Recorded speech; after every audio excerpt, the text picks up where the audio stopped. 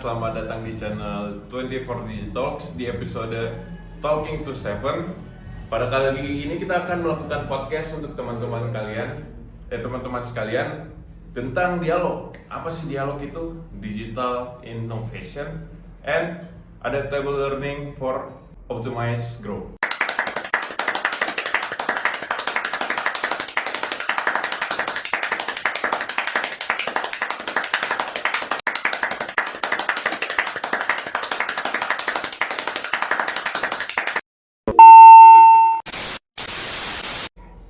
Jadi pada kesempatan kita bakal membahas tentang bagaimana sih digitalisasi itu mempengaruhi pembelajaran kita selaku mahasiswa dari Fakultas Kedokteran Universitas Hasanuddin.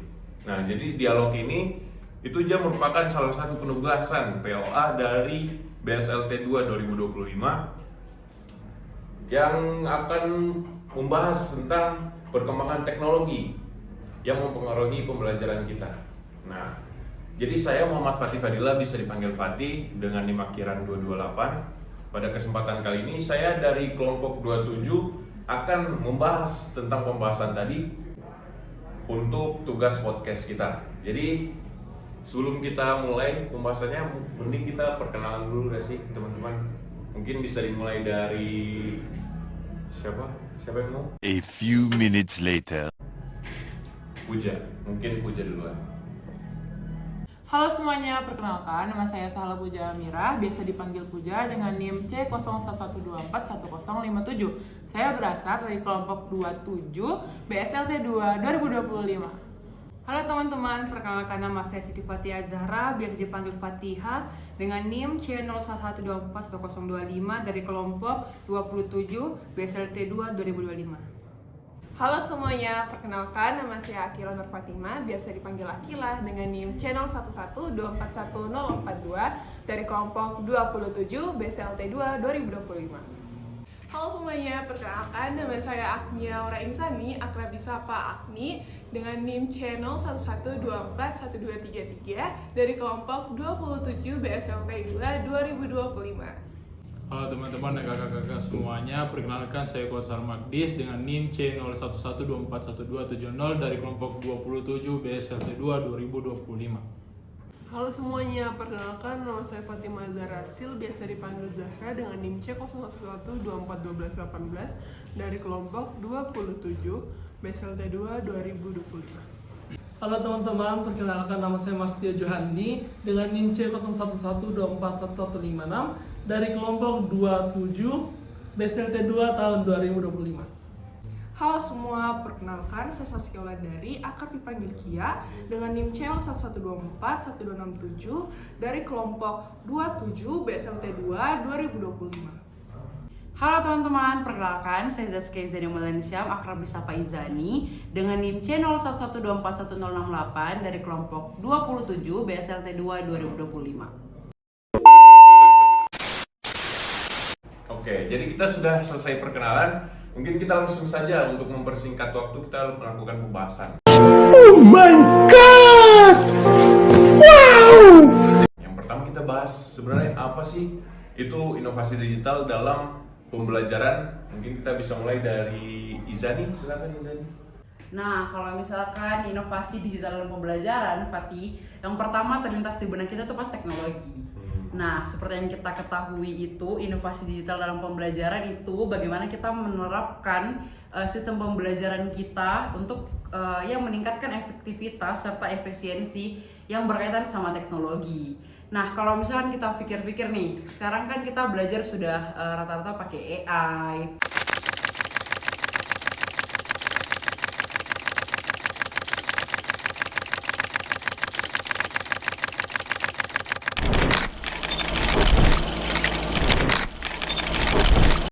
Pakai e-learning, pakai sekolah di keseharian kita. Sementara kalau kita bandingkan dengan zaman dahulu,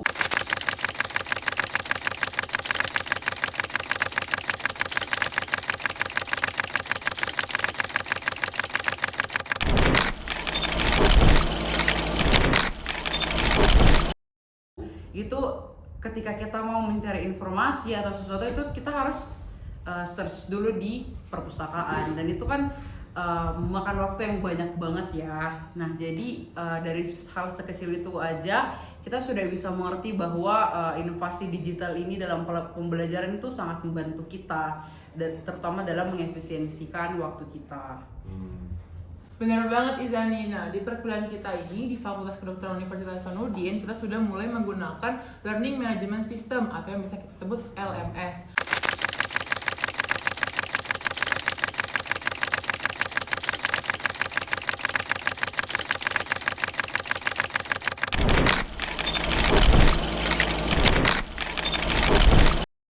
Nah, di situ tuh ada Moodle, ada Google Classroom, ada juga Sekolah. Nah, dengan adanya platform-platform ini, itu bisa mempermudah para mahasiswa untuk mengakses di mana saja dan kapan saja.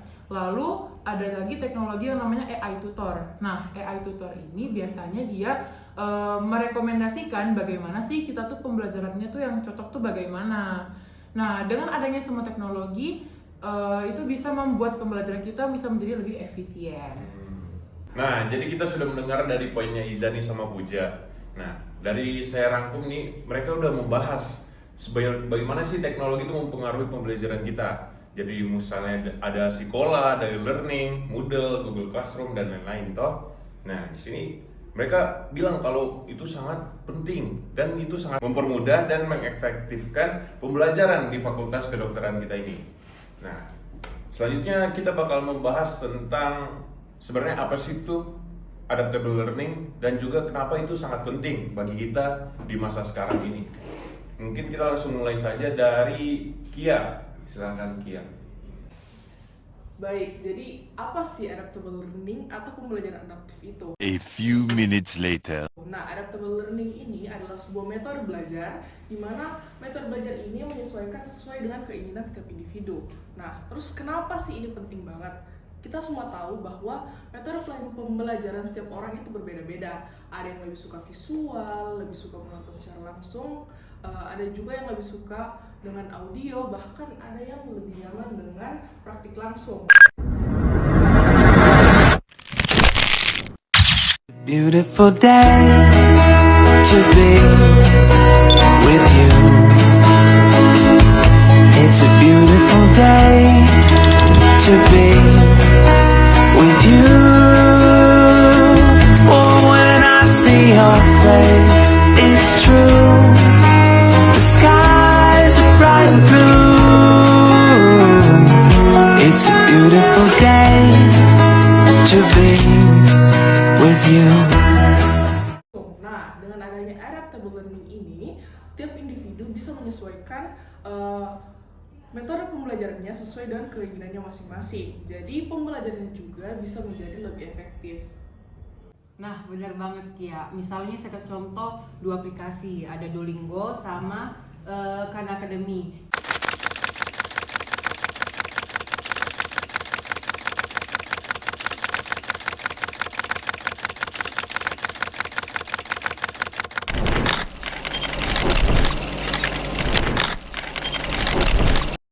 Yang dimana ini tuh berpotensi dengan adaptable learning. Juga dia tuh menawarkan pengalaman belajar secara individu atau personal. Nah, bagusnya aplikasi ini tuh dia tidak memaksakan kita untuk mengikuti metode belajar dia. Jadi dia tuh bisa mengikuti kemampuan kita atau kapasitas otak kita gitu. Terus contohnya ya, saya kasih contoh, misalnya kalian tidak ngerti sama materinya. Nah, mereka tuh bakalan kasih kalian latihan soal atau penjelasan-penjelasan tambahan, bahkan dia kasih sumber-sumber yang relevan gitu biar kalian ngerti. Nah, contoh lainnya misalnya sebaliknya kalau misalnya kalian udah ngerti sama materinya, mereka tuh bakalan kasih tantangan untuk kalian kayak latihan soal yang lebih sulit, bahkan kayak bisa dorong kalian untuk mencari tahu sendiri biar kalian tuh tidak flat banget gitu, tidak datar seperti itu. Terus tujuan lainnya tuh biar kalian tidak bosan sama aplikasinya. Oh my god! Wow! Oke, jadi pada intinya poinnya dari si Kia sama si Fatihah ini, mereka bilang kalau pembelajaran itu sangat subjektif ya. Nah, mereka itu bilang setiap orang itu memiliki cara pembelajaran yang berbeda-beda, metode pembelajaran beda-beda.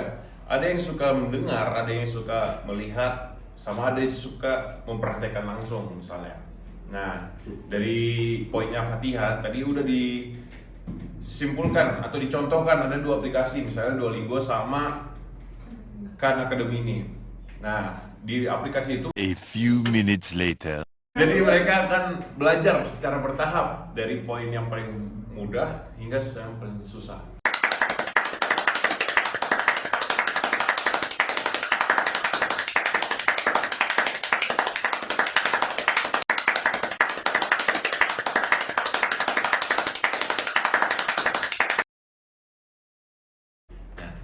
Terus di aplikasi itu biasanya ada tantangan-tantangan jika kita sudah mengerti tentang materinya. Mungkin selanjutnya kita bakal membahas. Tadi kan kita sudah membahas tentang sebenarnya apa sih keuntungan dari digital innovation ini. Selanjutnya kita bakal membahas tentang tantangan-tantangan dalam implementasi digital innovation dan adaptable learning ini. Mungkin kita langsung mulai dari Tio. Silakan Tio. Jadi Fatih mengenai tantangannya itu sendiri, yaitu salah satunya kesenjangan akses teknologi. Nah, pasti tidak semua orang itu memiliki perangkat. Contoh kecilnya itu handphone. Nah, mengapa mereka tidak punya handphone? Tentu saja karena adanya ekonomi yang rendah. Nah, kalau misalnya kita berkaitan dengan handphone, pasti berhubungan juga dengan koneksi internet. Yang dimana saya mengambil contoh di Indonesia sendiri. Nah, contohnya itu di Papua. Lebih tepatnya di pedalaman Papua. Nah, di pedalaman Papua sendiri itu koneksi internetnya itu kurang stabil, bahkan tidak ada internet sama sekali. Nah, itulah yang mempengaruhi yang menjadi tantangan dalam implementasi kedua hal tersebut. Nah, kedua tantangan ini bisa juga membuat kesenjangan pendidikan semakin lebar seperti yang dikatakan sebelumnya oleh teman saya, yang dimana pendidikan sekarang itu menggunakan aplikasi-aplikasi dalam proses pembelajaran. Contohnya seperti Sekolah dan lain sebagainya.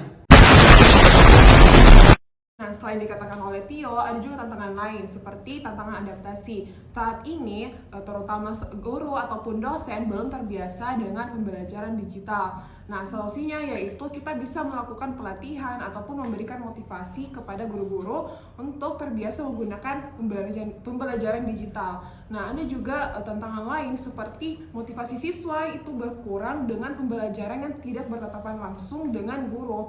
Nah, guru bisa meningkatkan hubungan dengan siswa agar bisa lebih baik lagi dalam proses pembelajaran digital. Nah, tantangan yang paling penting yaitu tantangan privasi atau keamanan platform digitalnya. Nah, platform digital ini kan menggunakan data pribadi. Nah, di sini ada kemungkinan untuk pembocoran data. Nah, salah satu solusi yang dapat diberikan yaitu kita bisa kerjasama dengan beberapa sistem keamanan untuk menjaga privasi dari pengguna platform digital ini. Begitu, Fatih. You didn't have to cut me off. Now we were nothing. Don't need your love, but you treat me like a stranger, and I feel so low. So long. Gotta find your change your number. Just I need that more. Now you're just somebody that I used to know. Now you're just somebody that I used to know. Now you're just somebody that I used to know.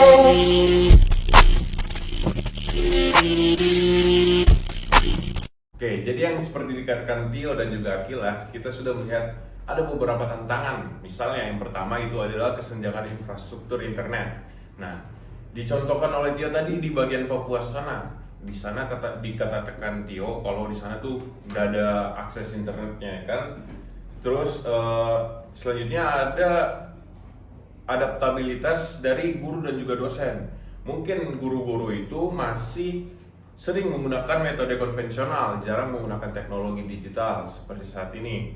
Nah, selanjutnya ada juga tantangan bagi siswanya sendiri. Kalau dengan teknologi ini, mereka akan merasakan ketergantungan dan juga mereka tidak akan ada motivasi belajar yang lebih untuk mencari ilmu sesuatu, walaupun sudah dipermudah oleh teknologi ini. Nah, tadi juga ada solusi dari Akila. A few minutes later.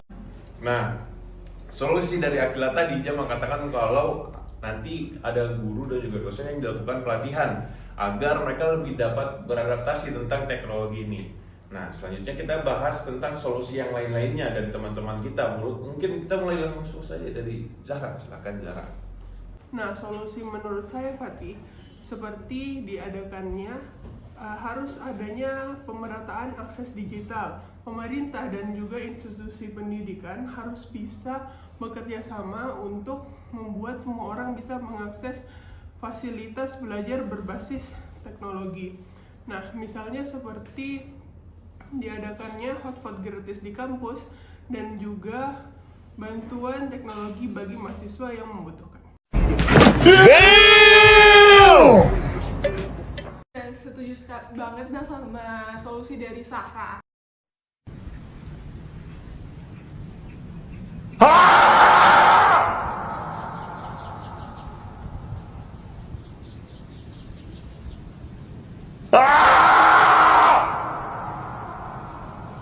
Nah, menurutku dari salah satu tantangan lainnya itu mengenai bagaimana adaptabilitasnya dari seorang dosen. Nah, walaupun kita semua bisa meratakan akses digital yang setelah dikatakan Zahra tadi, namun kalau misalnya kita para penggunanya belum sadar akan pentingnya teknologi ini, untuk apa itu semua. Nah, jadi menurut saya salah satu hal yang bisa kita lakukan adalah kita dapat mengadakan sosialisasi dan pelatihan khususnya kepada para dosen dan kita sebagai mahasiswa. Nah, untuk para dosen itu mungkin kita bisa berikan pelatihan bagaimana cara penggunaan digital ini supaya proses pembelajarannya itu lebih interaktif, yang seperti tadi Kia katakan kalau misalnya setiap mahasiswa itu memiliki cara belajarnya masing-masing. Nah, jadi para dosen bisa menyediakan beberapa opsi dalam proses pembelajarannya. Nah, jadi menurut saya masa depan dari pendidikan ini ada di digital learning.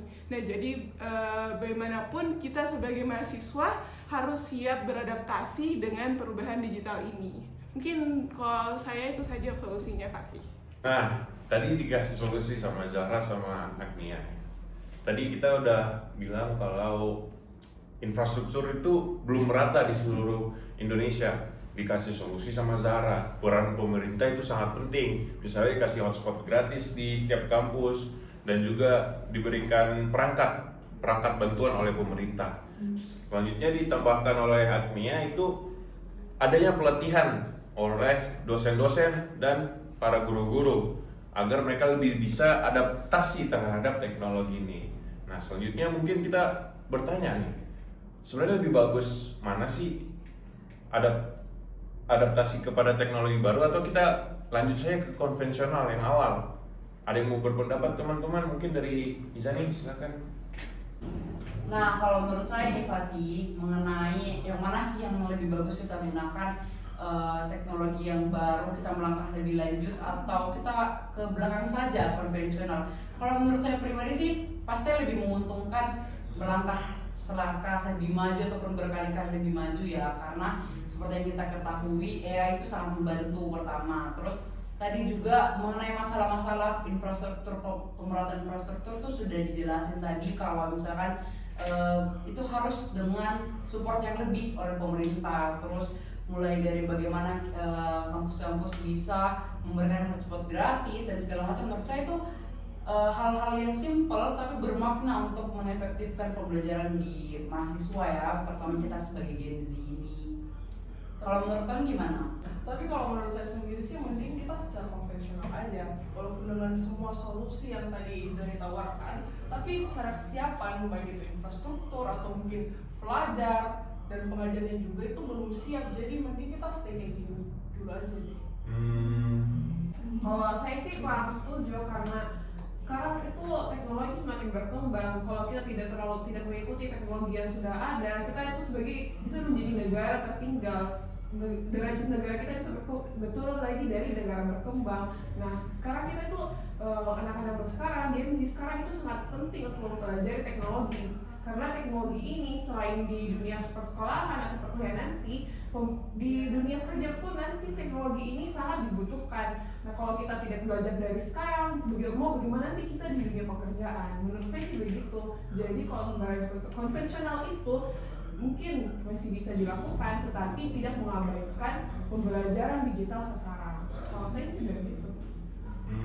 Jadi menurut kalian bertiga nih, ada yang kontra, ada yang pro juga tentang pembahasan sebenarnya bagaimana sih, lebih penting yang mana sih, teknologi itu dipakai saat kita belajar ke depan atau kita stop saja sampai di sini saja teknologinya. Nah, tapi kalau oke, silakan Izani. Nah, menurutku nih Fatia, itulah gunanya BSLT ini, menjelaskan kita kenapa harus belajar teknologi atau tidak. Jadi kita diberikan manfaatnya, kelebihan maupun kekurangannya. Nah, tapi kekurangannya ini kita lebih diajarkan cara untuk menghindari kekurangan tersebut ataupun menjadikan kekurangan itu jadi solusi-solusi yang solutif tentunya.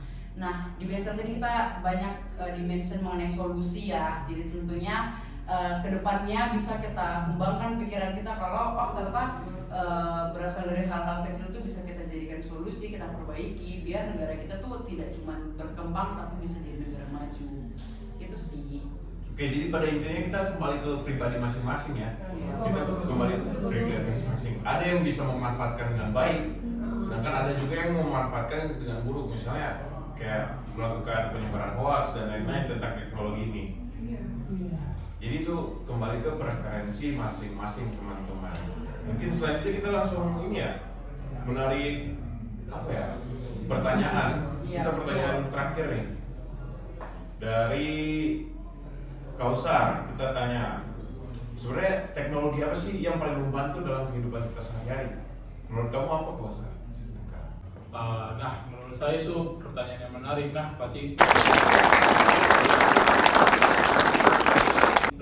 kalau dari saya sendiri, teknologi yang cocok untuk proses pembelajaran itu adalah teknologi yang bersifat interaktif, personal, dan yang paling penting adalah mempermudah proses pembelajaran. Contohnya seperti AI yang mungkin ada website atau aplikasinya itu ChatGPT, ada juga platform pembelajaran digital, terus ada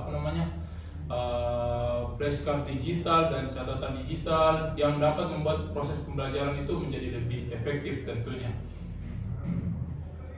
Oke, jadi poin yang sangat bagus dari Kausar ini ya. Kita dicontohkan beberapa aplikasi yang bisa membantu pembelajaran kita. Mungkin ada tambahan dari teman-teman yang lain? Misal Tio. Contohnya jika kita mau mencari jurnal mengenai sesuatu dengan cara memasukkan kata kunci yang berkaitan dengan apa yang kita mau cari. Nah, misalnya yang dicontohkan tadi oleh Tio, dia menyebutkan Google Scholar ya, di mana kita bisa mencari jurnal-jurnal untuk mendapatkan referensi. Seperti kalau kemarin kita ada FGD ya, FGD itu kita harus minimal mencari jurnal-jurnal untuk memperkuat argumen kita dalam berdebat. Nah, mungkin cukup sekian ya diskusi kita pada kali ini. Saya menarik kesimpulan bahwa sebenarnya inovasi digital itu bukan cuma tren-tren doang, tapi emang itu nyata gitu, real adanya. Nah, dengan adaptable learning ini kita bisa beradaptasi dengan teknologi-teknologi. Nah, untuk memperbagus diri atau mengimprove diri ke tempat yang lebih baiknya. Mungkin cukup sekian ya teman-teman podcast singkat kita. Terima kasih teman-teman yang sudah hadir untuk berbagi insight untuk kita. Jadi jangan lupa subscribe ya teman-teman channel 24 Digital ini. Nah, mungkin cukup sekian teman-teman. Terima kasih. BSLT 2 2025. Digitalisasi dalam wawasan, inovasi dalam genggaman, siap menjadi pemimpin masa depan. Angkatan 2024. Abadi selamanya bersama mengangkasa. Terima kasih teman-teman.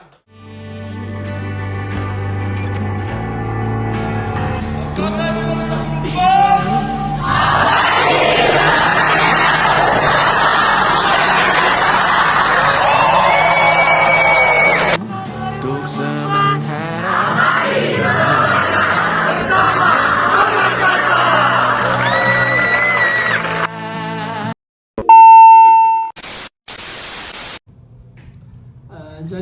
Fatih.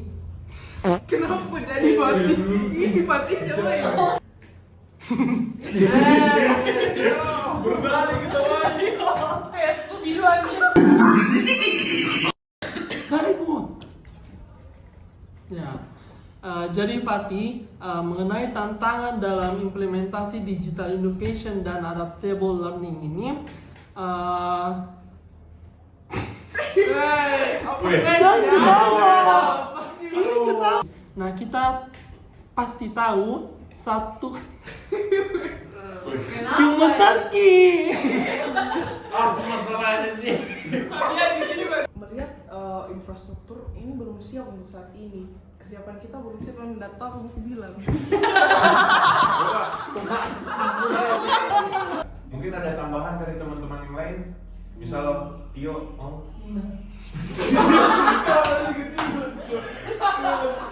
Tambahkan saja poinmu. Selesai dulu kau. Ada zero Salah sih GPT, sebenarnya. ada Tiba-tiba. Saya cuma kepikiran Tio tuh. Ganti nih. Wih, Jadi kita bisa mencari referensi mengenai pembelajaran yang disampaikan oleh dosen. They ask you how you are, you just have to say that you're fine when you're not really fine, but you just can't get into it because they would never understand. Bisa memberikan kata-